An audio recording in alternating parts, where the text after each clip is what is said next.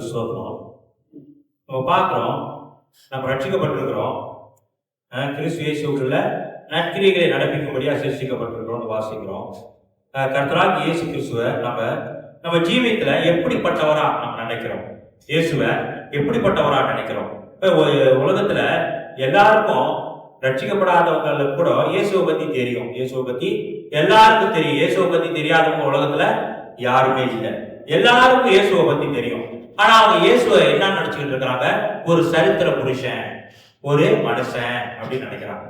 ரட்சிக்கப்படாதவங்க இயேசு ஒரு மனுஷன், மரியாதை வயிற்றுல பிறந்ததான ஒரு மனுஷன், ஒரு சரித்திர புருஷன் அப்படின்னு நினைக்கிறாங்க.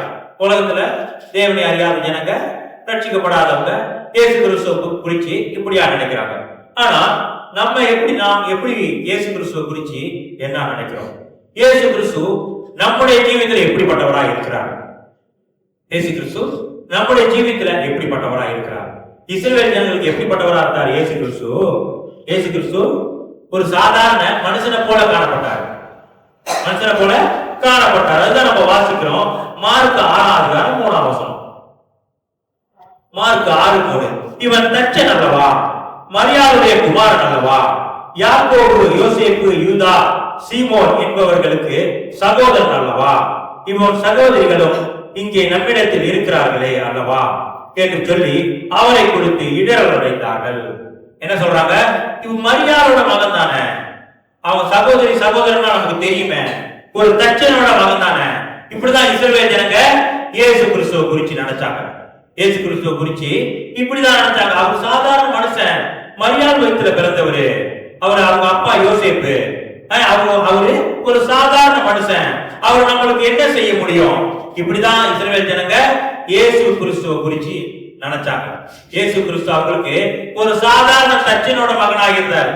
இயேசு கிறிஸ்து அவங்களுக்கு அப்படி நினைக்கிறவங்களுக்கு மரியாளின் மகன் தானே இவரு அப்படி நினைச்சவங்களுக்கு வெறும் மரியாளோட மகனாதான் இருந்தார். தச்ச மகன் தானே இவரு அப்படின்னு நினைச்சவங்களுக்கு இயேசு கிறிஸ்து சாதாரண தச்சனோட மகனாதான் இருந்தார். ஆனா இயேசு கிறிஸ்து அப்படிப்பட்டவர்கள். இயேசு கிறிஸ்து சர்வ வல்லமையுள்ள தேவனா இருக்கிறார். நம்ம பார்க்கிறோம். அவங்க மைண்ட்ல செட் பண்ணிட்டாங்க. என்ன செட் பண்ணிட்டாங்க? இயேசு கிறிஸ்து ஒரு மனுஷன், இயேசு கிறிஸ்து ஒரு மனுஷன், ஒரு தீர்க்கதரிசி. சில பேர் என்ன நினைக்கிறாங்க? இயேசு கிறிஸ்து ஒரு தீர்க்கதரிசி இப்படி நினைக்கிறாங்க. அப்ப தீர்க்கதரிசியா இருந்தா என்ன அர்த்தம்? ஒரு மனுஷன் தான் தீர்க்கதரிசி, மனுஷன் தான் தீர்க்கதரிசி.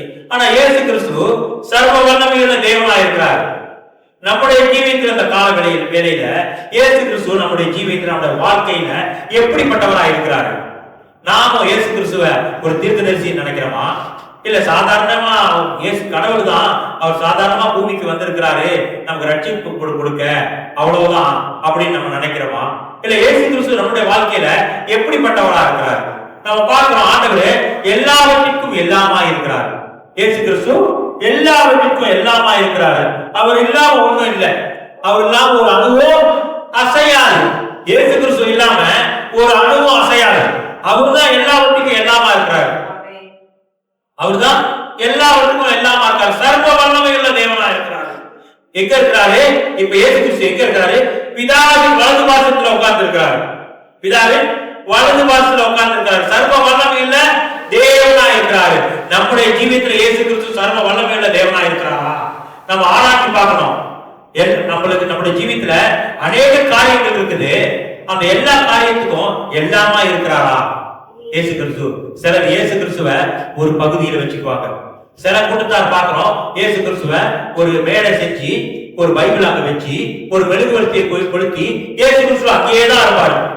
இயேசு கிறிஸ்து மேடையில இருக்கிறவரா இருக்காரு.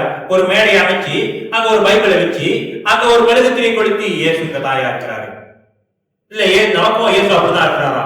இயேசு எப்படிப்பட்டவரா இருக்கணும்? நம்முடைய ஜீவியத்துல, நம்முடைய வாழ்க்கையில எல்லாவற்றுக்கும் எல்லாமா இருக்கணும். அவர் இயேசு கிறிஸ்து எல்லாவற்றுக்கும் எல்லாமா இருக்கணும். நம்ம என்ன காரியம் செய்ய போறோமோ அங்க இயேசு கிறிஸ்து இருக்கணும். புதிதா ஏதாவது காரியம் செய்யறோமா அங்க இயேசு கிறிஸ்து இருக்கணும். ஒரு காரியத்தை செய்யும் போது அங்க இயேசு கிறிஸ்து இருக்கணும். நம்முடைய வாழ்க்கையில இயேசு கிறிஸ்து இப்படியா நம்ம பார்க்கிறோம். மத்தேயு 28:18 வாசிப்போம். மத்தேயு 28:18. அப்பொழுது இயேசு சமீபத்தில் வந்து அவர்களை நோக்கி, வானத்திலும் பூமியிலும் சகல அதிகாரம் எனக்கு கொடுக்கப்பட்டிருக்கிறது. இயேசு என்ன செய்றாரு? வானத்திற்கும் பூமியிலும் சகல அதிகாரம் எனக்கு கொடுக்கப்பட்டிருக்கு. எல்லா அதிகாரம் இயேசுவுக்கு கொடுக்கப்பட்டிருக்கிறது. அவர் சர்வ வல்லமையுள்ள தேவனாய் இருக்கிறார்னு பார்க்கிறோம். எல்லா அதிகாரமும் இயேசுக்கு கொடுக்கப்பட்டிருக்கிறது. அவர் எப்படிப்பட்டவரா இருக்கிறாரு? தேவனாய் இருக்கிறாரு. இப்ப இயேசு எங்க இருக்கிறாரு? பிதாவின் வலது பார்சத்துல சமமா உட்கார்ந்து இருக்கிறாரு. அவர் தேவனாய் இருக்கிறாரு. நம்ம பார்க்கிறோம் அநேக காரியங்கள்ல ஏன் நம்முடைய தேவன் பிதா வார்த்தை பரிசுத்த ஆவி இப்படி கடவுள் ஒருத்தர் தான் சொல்றாங்க, ஆனா 3 தெய்வமா இருக்கிறாங்களே அப்படின்னு. அவர் ஒருவர் தான், நம்முடைய தேவன் ஒரே தேவன் அதான், ஆனா 3 வடிவில இருக்கிறாரு.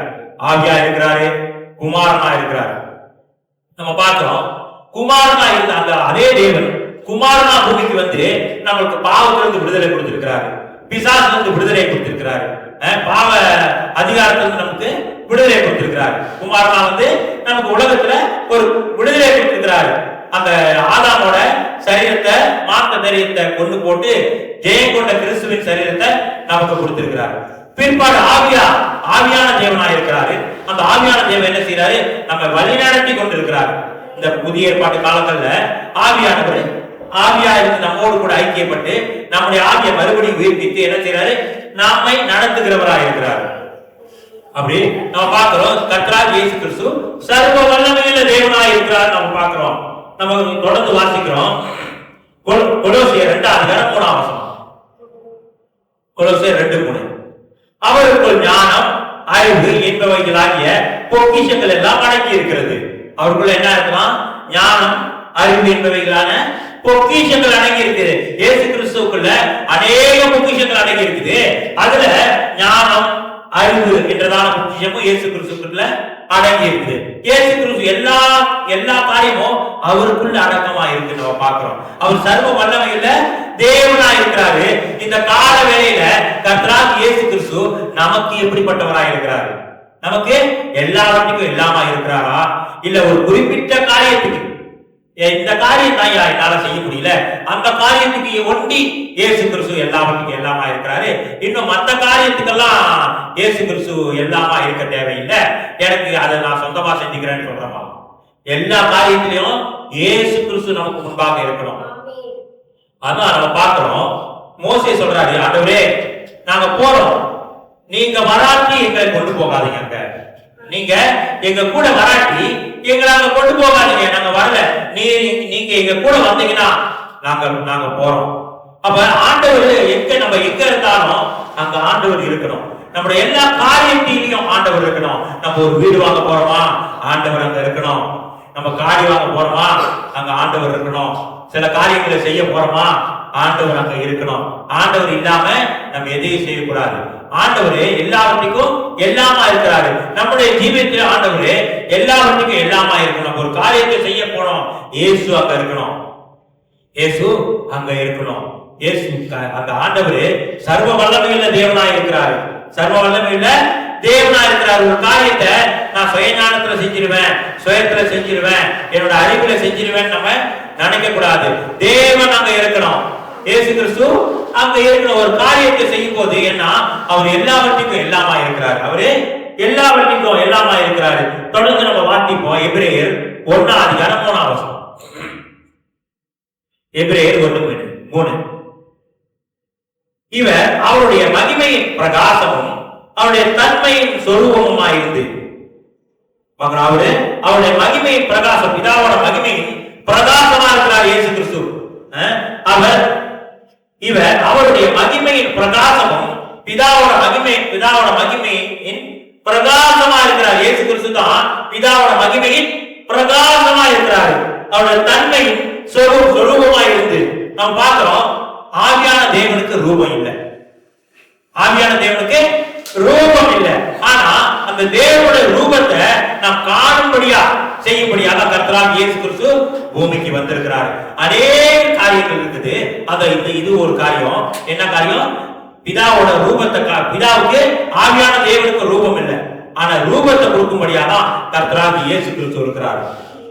அவருடைய தன்மையின் சொரூபமாயிருந்து சர்வத்தையும் தம்முடைய வல்லமையுள்ள வசனத்தினாலே அவருடைய இயேசு கிறிஸ்துவோட வல்லமை சர்வத்தையும் தம்முடைய வல்லமையுள்ள வசனத்தினாலே தாங்குகிறவராய் தம்மாலே தாமே நம்முடைய பாவங்களை நீக்கி சுத்திகரிப்பை உண்டு பண்ணி உன்னதத்தில் உள்ள மகத்துவமானவருடைய வலது பாரிசத்தில் உட்கார்ந்தார். எங்க உட்கார்ந்துருக்கார் இயேசு கிறிஸ்து? பிதாவோட வலது பாரிசத்துல உட்கார்ந்திருக்கிறார்.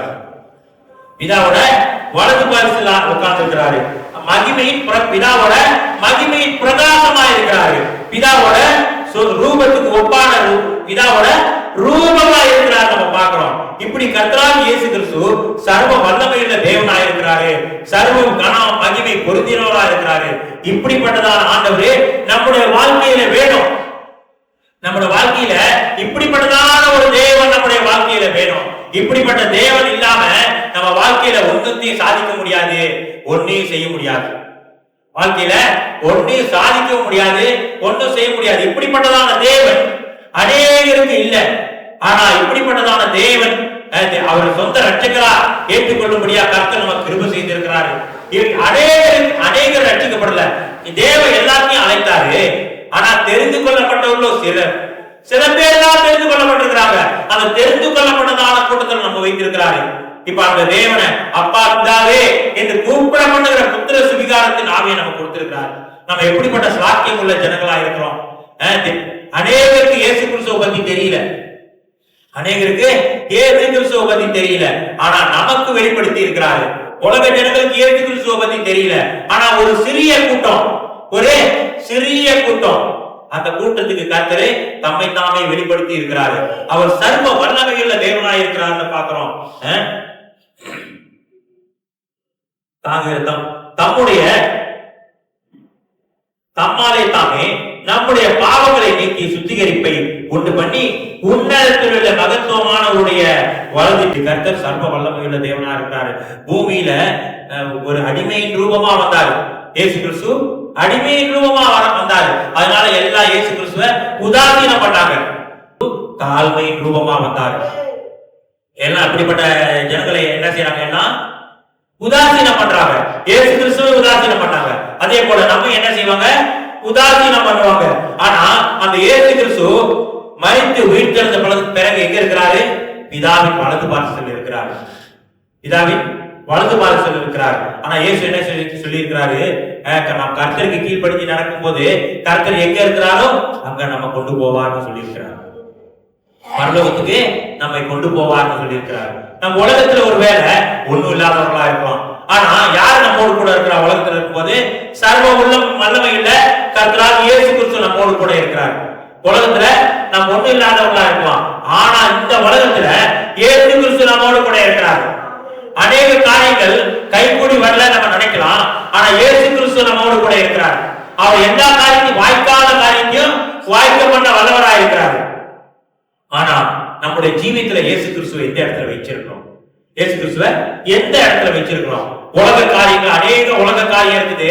அந்த காரியத்தை நம்ம நெஞ்சிலேயே வச்சிருப்போம், மனசுலயே வச்சிருப்போம். ஆனா இயேசு கிறிஸ்துக்கு ஒரு இடத்தை கொடுத்திருக்கிறோமா? இயேசு கிறிஸ்து இந்த கால வேளையில இயேசு கிறிஸ்து நம்ம எங்க இருக்கிறாரு? நம்ம இருதயத்துல இருக்காரா? நம்ம என்ன சிந்தையில இருக்கிறாரா? எங்க இருக்கிறாரு? உலகத்துல அநேக காரியத்துக்கு உலகத்தில் உள்ள அநேக காரியத்துக்கு நம்முடைய இருதயத்துல இடம் கொடுத்திருப்போம். அநேக பொருளை நம்ம இருதயத்துல நேசிச்சு வாங்கி அந்த பொருளை என்ன செய்வோம்? நம்ம இருதயத்துல வச்சிருப்போம். எப்பொழுதும் அந்த பொருளை நினைச்சு நான் ஒரு பொருள் வாங்கியிருக்கிறேன், அந்த பொருள் இப்படி வேலை செய்யுது, இப்படி இருக்குது, இது நல்லா இருக்குது அப்படின்னு சொல்லி என்ன செய்வோம்? மனசுல அதுதான் நினைச்சுக்கிட்டு இருப்போம். இயேசு கிறிஸ்து எங்க வச்சிருக்கிறோம்? அப்படி இயேசு கிறிஸ்து எங்க வச்சிருக்கணும்? நம்ம இருதயத்துல வச்சிருக்கிறோம், வைக்கணும். அதான் ஆண்டவர் அப்படின்னு ஆண்டவர் சொல்றாரு. அப்ப தேவன் என்ன செய்யணும்? முழு பலத்தோடும் முழு மனதோடும் முழு ஆவியோடும் தேவன்ல என்ன செய்யணும்? அன்பு கூறணும். அநேக உலக காரியங்கள் மேல அன்பு வச்சாக்கா தேவன் மேல அன்பு வைக்க முடியுமா? அதான் ஆண்டவர் சொல்றாரு ஒரே ஊற்று கண்ணில இருந்து இனிப்பும் தித்திப்புமான நீர் சுரக்குமா? சுரக்காது. ஒரே ஊற்று கண்ணில இருந்து இனிப்பும் தித்திப்புமான நீர் சுரக்காது. ஒண்ணு இனிப்பான நீர் சுரக்கும், இல்ல தித்திப்பான நீர் சுரக்கும். ரெண்டு எஜமான கூலியை செய்ய முடியுமா? என்ன செய்வான்?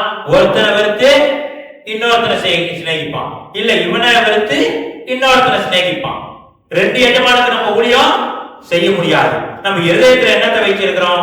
நம்ம பார்த்தோம், இயேசு சர்வ வல்லமையுள்ள தேவன் பார்த்தோம். மேலே வானத்திலும் கீழே பூமியிலும் சகல அதிகாரம் அவருக்கு கொடுக்கப்பட்டிருக்கிறது பார்த்திருக்கோம். நம்ம பாவத்திலிருந்து விடுதலையாக்கி இருக்காருன்னு பார்த்திருக்கோம். இப்படி அநேக காரியங்களை பார்த்தோம். பிதாவின் சொரூபமா அவரோட பிரகாசமா இருக்கிறாரு, அவர் தன்மையின் சொரூபமா இருக்கிறாருன்னு பார்த்தோம். ஆனா அப்படிப்பட்ட கர்த்தராகிய இயேசு கிறிஸ்துவை நம்ம எந்த இடத்துல வைத்திருக்கிறோம்? நம்ம இயேசு கிறிஸ்துவை தியானிக்கணும், அவரை நேசிக்கணும். நம்ம தேவை வரும்போதுதான் ஆண்டவரை தேடணும் அப்படின்னு இல்லை, எப்பொழுது அவரோடு ஐக்கியப்பட்டிருக்கணும். அப்படிப்பட்டவர்களா நாம் காணப்படும். தொடர்ந்து நம்ம வாசிப்போம் 2 பேதுரு 1:3-4. 2 பேதுரு 1:3-4. தம்முடைய மகிமையினாலும் காரியத்தினாலும் நம்மை அழைத்தவரை அறிகிற அறிவினாலே ஜீவனுக்கும் தேவ பக்திக்கும் வேண்டிய யாவற்றையும் அவருடைய திவ்ய வல்லமையானது நமக்கு தந்துள்ளதுமன்றி இச்சையினால் உலகத்தில் உண்டான கேட்டுக்கு தப்பி திவ்ய சுபாவத்தில் பங்குள்ளவர்களாகும் பொருட்டு மகா மேன்மையும் அருமையுமான வாக்கு தத்தங்களும் அவைகளினாலே நமக்கு அளிக்கப்பட்டிருக்கிறது. ஆசிக்கிறோம். தம்முடைய மகிமையினாலும் காரணத்தினாலும் நம்மை அழைத்து, அவர் மகிமையினாலும் காரணத்தினாலும் இருக்கிறாரு, நம்மை அழைத்திருக்கிறாரு. இச்சையினால உலகத்துல கேடு உண்டாகுது. அந்த இச்சையினால கேடு உண்டாகாதபடிக்கு தேவன் அநேக வாக்குத்தத்த வசனங்களை கொடுத்து அதை தப்பித்துக் கொள்ளும்படியா கர்த்தரு வாக்குத்தத்த வசனங்களை கொடுத்து அந்த இச்சையிலிருந்து தப்பித்துக் கொள்ளும்படியா கர்த்தரு காரியங்களை செய்திருக்கிறார். நம்ம பார்க்கிறோம். இப்படியா கர்த்தர் நம்மை நேசிக்கிறாரு. அவர் சர்வ வல்லமையுள்ள தேவனா இருக்கிறாரு. நம்ம சில பேர் சொல்லுவாங்க, தேவனை அடிக்கடி கடவுளை ஏன் டிஸ்டர்ப் பண்ணணும், கடவுளை ஏன் டிஸ்டர்ப். ஆண்டவர் என்ன செய்யறாரு?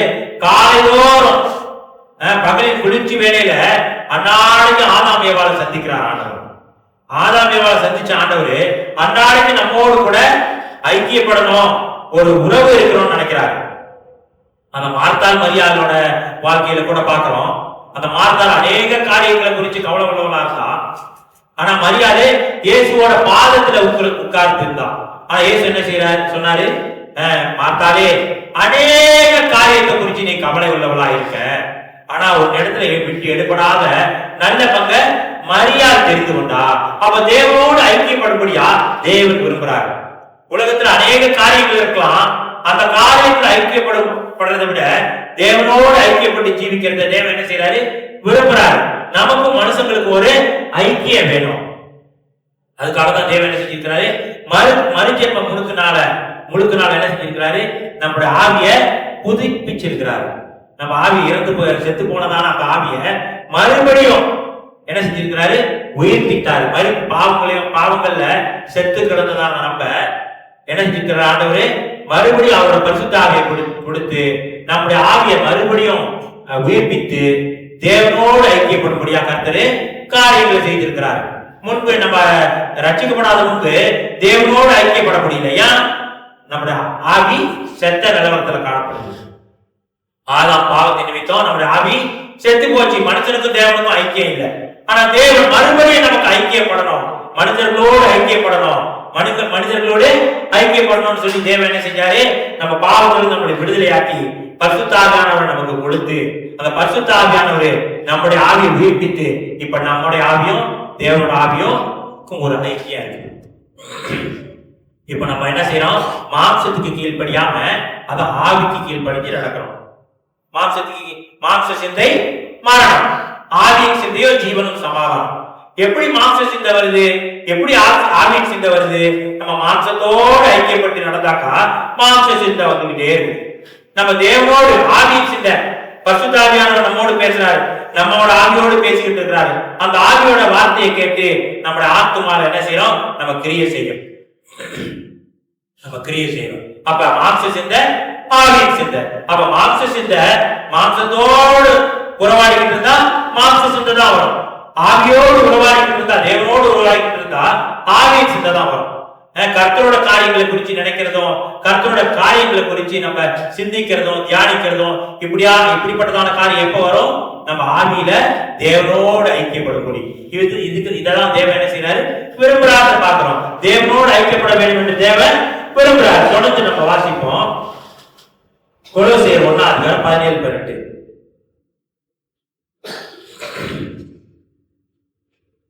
இயேசு கிறிஸ்து கொலோசியர் 1:17-18. அவர் எல்லாவற்றிற்கும் முந்தினவர், எல்லாம் அவருக்குள் நிலைத்திருக்கிறது. எல்லாம் எங்க நிலைத்திருக்கிறது? அவருக்குள் நிலைத்திருக்கிறது. இயேசு கிறிஸ்துக்குள்ள எல்லாம் நிலைத்திருக்கிறது. அவரே சபையாகிய சரீரத்திற்கு தலையானவர். சபைக்கு யார் தலையா இருக்கிறாரு? இயேசு கிறிஸ்து தலையா இருக்கிறார். எல்லாவற்றிலும் முதல்வராய் இருக்கும்படி அவரே ஆதியும் மரித்தோர் இருந்து எழுந்த முதற் பலனானவர்.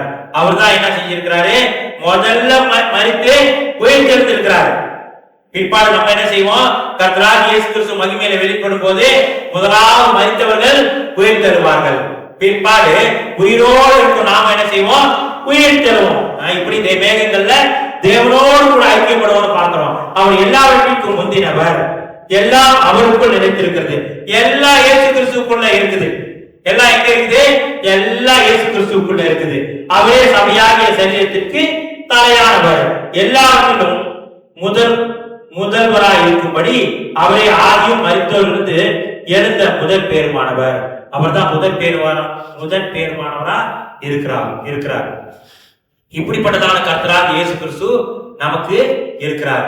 சர்வ வல்லமையுள்ள கர்த்தராகிய இயேசு கிறிஸ்து நமக்கு இருக்கிறார். அவர் எல்லாவற்றையும் செய்ய வல்லவராக இருக்கிறார். அவரு தோல்வியை சந்தித்து தோல்வி அடைந்தவர் இல்லை. அவர் தோல்வியை சந்தித்து ஜெயித்த கர்த்தராகிய இயேசு கிறிஸ்து பாவத்தை ஜெயித்தார், மரணத்தை ஜெயித்தார், சிலுவையில வெற்றி சிறந்தார்னு பார்க்கிறோம். இப்படிப்பட்டதான வெற்றி சிறந்ததான கர்த்தராகிய இயேசு கிறிஸ்து நமக்கு இருக்கிறார். அவர் எல்லாவற்றிற்கும் எல்லாமா இருக்கிறார். அந்த கர்த்தராகிய இயேசு கிறிஸ்துவை இந்த கால வேளையில நாம் எங்க வைத்திருக்கிறோம்? அவர் தான் நமக்கு எல்லா காரியத்துக்கும் முன்னுக்கு இருக்கணும். அவர் தான் நம் சிந்தையில எப்பொழுதும் இருக்கணும். நம் உலகத்துல ஒரு அநேக காரிய பொருளை வாங்கி வச்சுக்கிட்டு அந்த காரியத்தை முன்னுக்கு கொண்டு வரக்கூடாது. சிந்தையில இயேசு கிறிஸ்து தான் முதல்வரா இருக்கணும். இயேசு நம் சிந்தையில அவர் தான் இருக்கணும். நம்ம தொடர்ந்து வாசிக்கிறோம். 1 யோவான் 4:15-16.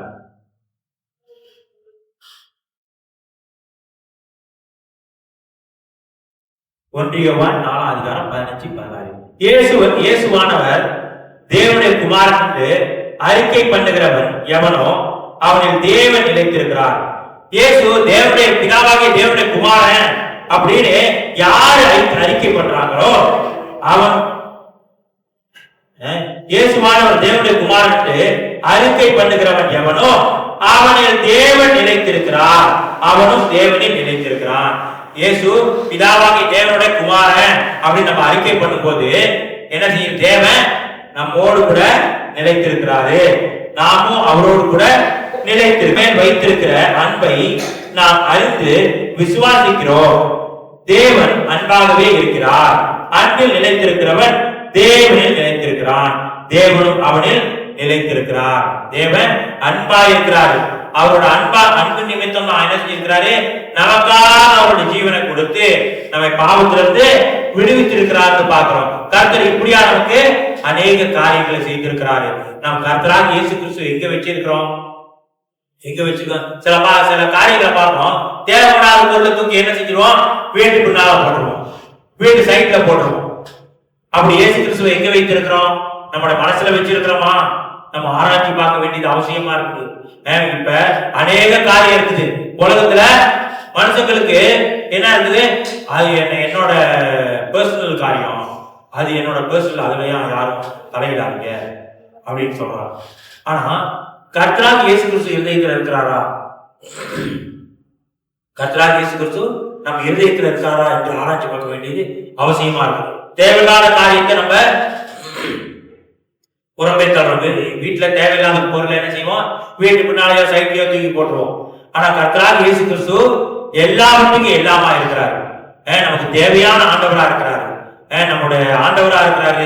சர்வ வல்லமையுள்ள தேவனா இருக்கிறாரு. பிதாவின் வலது பார்த்து உட்கார்ந்து இருக்கிறவரா இருக்கிறாரு. நம்முடைய தேவைகளை சந்திக்கிறவரா இருக்கிறாரு. அந்த தேவனை நம்ம எங்க வைத்திருக்கணும்? இருதயத்துல வைத்திருக்கணும். அவரை கொண்டு வேற எங்கேயாவது வைக்க கூடாது. ஒரு மேடை அமைச்சு அங்க பைபிளை வச்சு மெழுகு திரி வச்சு வைக்கிறனால ஆண்டவர் அங்க ஜீவிக்கிறாருன்னு இல்லை. நீங்களே அந்த ஆலயம் அப்படின்னு சொல்றாரு. நீங்களே அந்த ஆலயம், ஆலயத்துலதான் ஆண்டவர் இருப்பாரு. அப்ப நம்ம தான் அந்த ஆலயம். அப்ப நமக்குள்ள இயேசு இருக்கணுமா இல்லையா? அப்ப நமக்குள்ள இயேசு இருந்தா நமக்குள்ள நற்கிரியைகள் இருக்கும்.